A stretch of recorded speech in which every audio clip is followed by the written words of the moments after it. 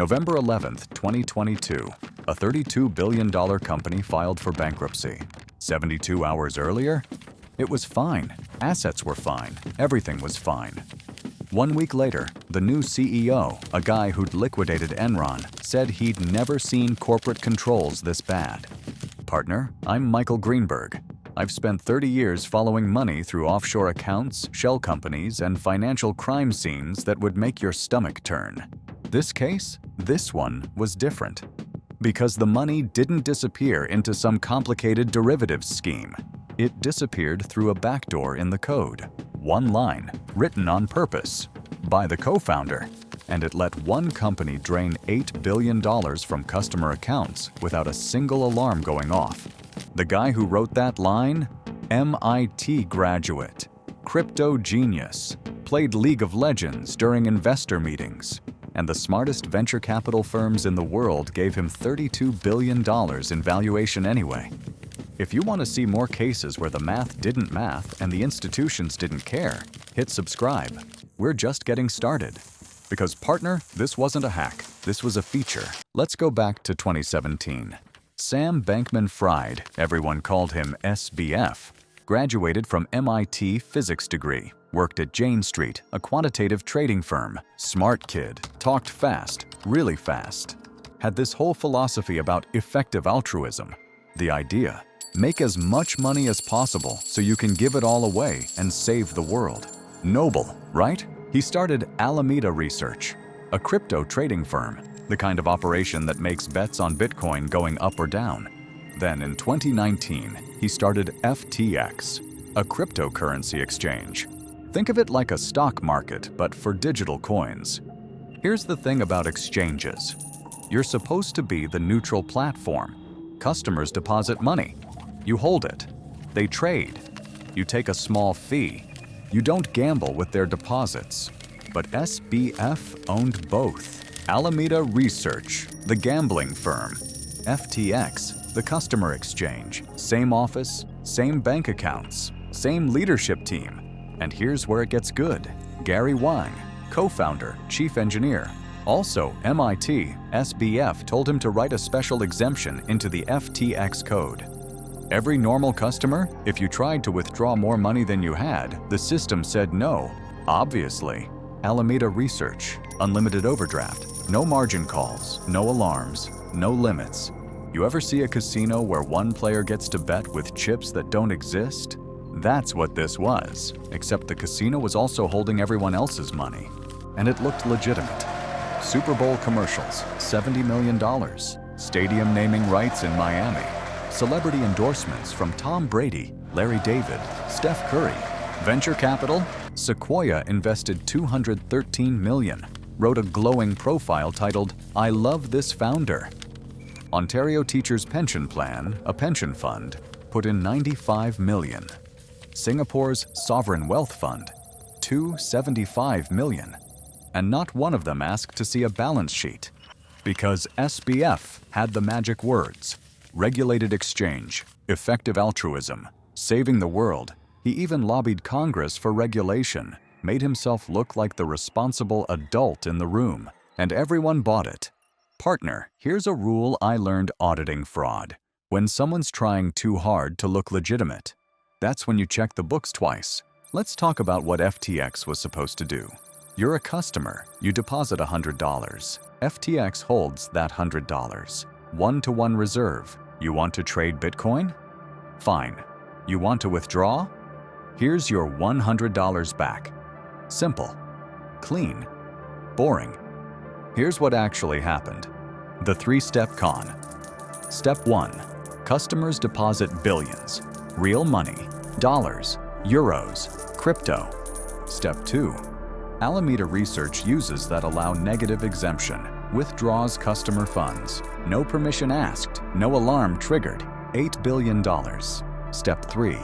Alameda gambles with it. Leverage trading. Venture capital bets. Loans to other crypto firms. And in May 2022, Terra and Luna, two major cryptocurrencies, collapsed. Alameda lost billions overnight. But here's the thing, partner. When a normal trading firm loses billions, it goes bankrupt. When Alameda lost billions, it just took more customer money from FTX because nobody was checking the balance sheet that screamed. June 2022. CoinDesk, a crypto news site, got their hands on Alameda's balance sheet. And partner, this thing was screaming. Assets, 14.6 billion. Sounds good, right? Let's look closer. 3.66 billion. FTT tokens. What's FTT? FTX's own cryptocurrency. The token they created. You can't use your own company's stock as the majority of your assets. That's not a balance sheet. That's a mirror. But wait, it gets better. Another 2.16 billion listed under assets? FTT collateral. They used FTT tokens as collateral to borrow against FTT tokens. Partner, imagine you go to a bank and say, "I'd like a loan, and for collateral, I'm offering you this monopoly money I printed this morning." That's what this was. And the wildest part? Crypto Twitter saw this. Journalists wrote about it. Nobody in venture capital cared. Because FTX was still processing withdrawals. The music was still playing. So everyone kept dancing.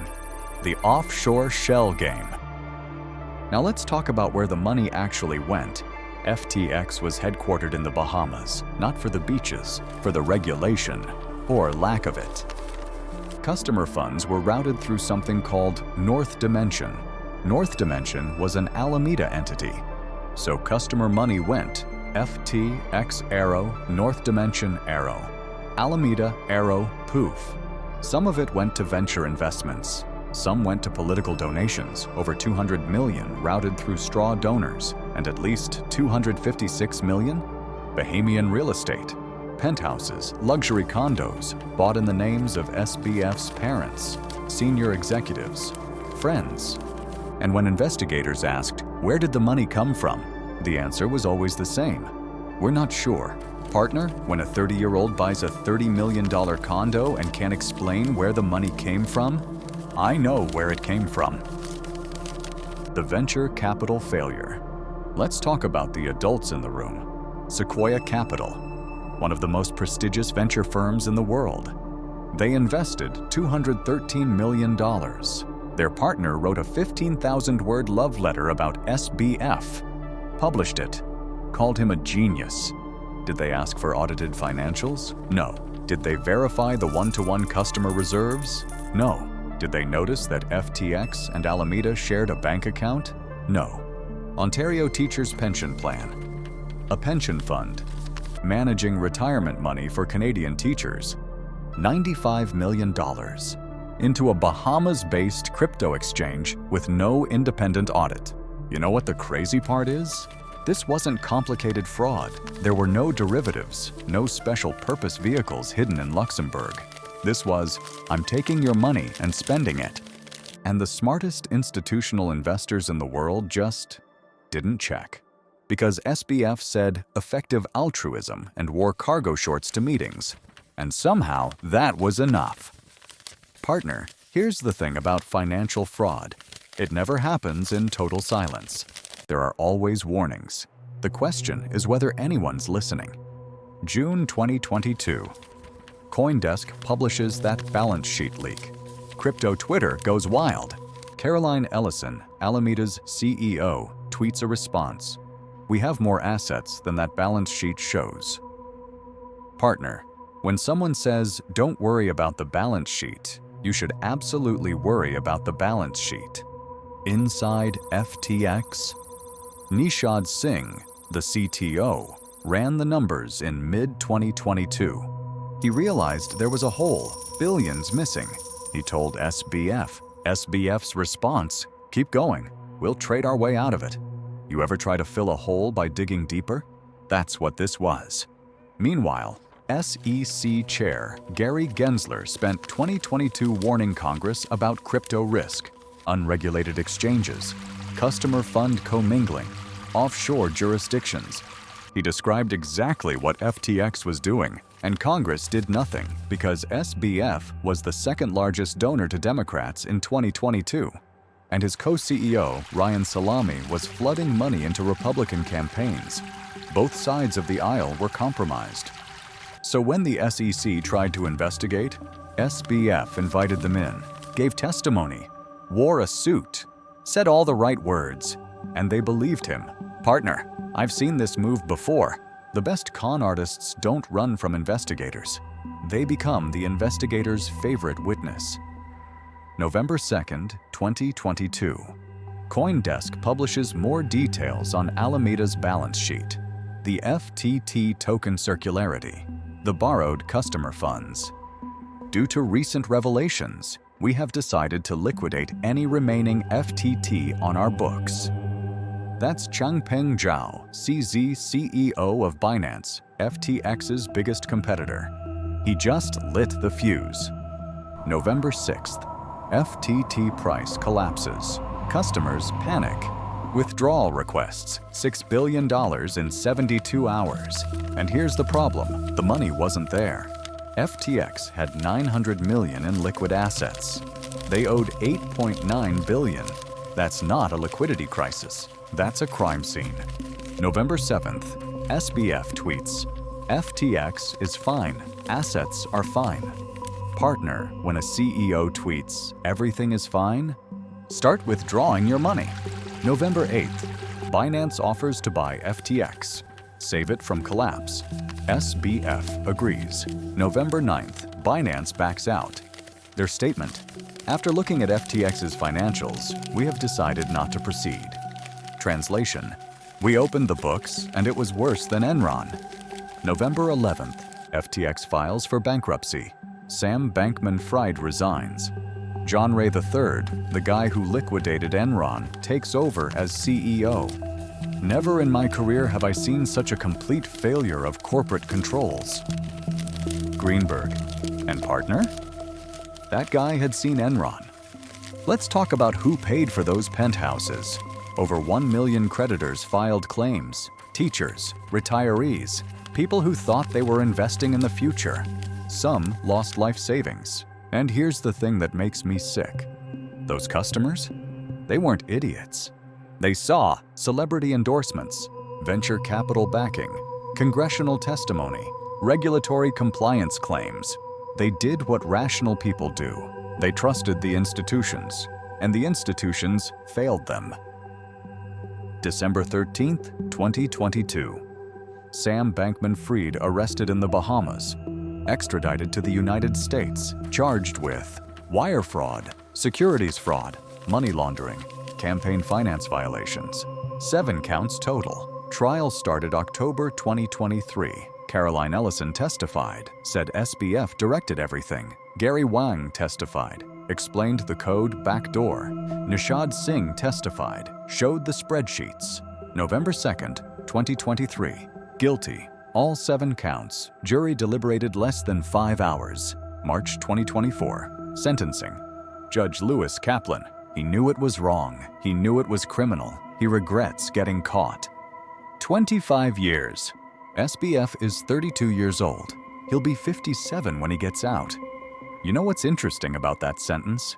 Bernie Madoff got 150 years. SBF got 25. The difference? Madoff stole from rich people. Let's see who paid. Sam Bankman-Fried, the founder and CEO, was convicted on 7 counts of fraud and conspiracy and sentenced to 25 years in prison. Caroline Ellison, the former CEO of Alameda, testified for the prosecution and received a 2-year sentence. Gary Wang, co-founder and CTO, also testified for the prosecution and was spared prison time entirely. Nishad Singh, the engineering director, testified for the prosecution as well, with his sentencing still pending, still not decided.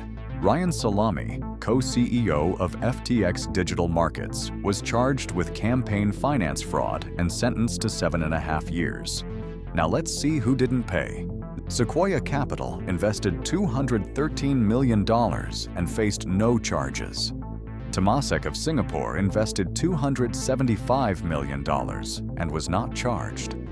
The Ontario Teachers' Pension Plan invested $95 million and faced no charges as well. Tom Brady and Gisele Bündchen were involved through endorsement deals and were not charged. Larry David participated via a Super Bowl commercial and likewise faced no charges. None. Zero. Nothing there. Zero charges. Zero accountability. They wrote off the losses. Moved on. Meanwhile, customers are still fighting in bankruptcy court. Some got partial repayments in 2024, but here's the thing. They're being repaid at November 2022 valuations. Bitcoin was $16,000 then. It's over $90,000 now. So even the people who get made whole, they lost years of gains. Partner, here's what I want you to remember. This wasn't a hack. This wasn't some genius exploit. This was one line of code, written on purpose by the guy who built the system. And it worked for 5 years because nobody checked. Not the venture capitalists, not the celebrities, not the regulators. You know why this keeps happening? Because when fraud is big enough, sophisticated enough, and wrapped in the right buzzwords, we call it innovation. And we don't ask questions until the money's gone. The system didn't change, the names did.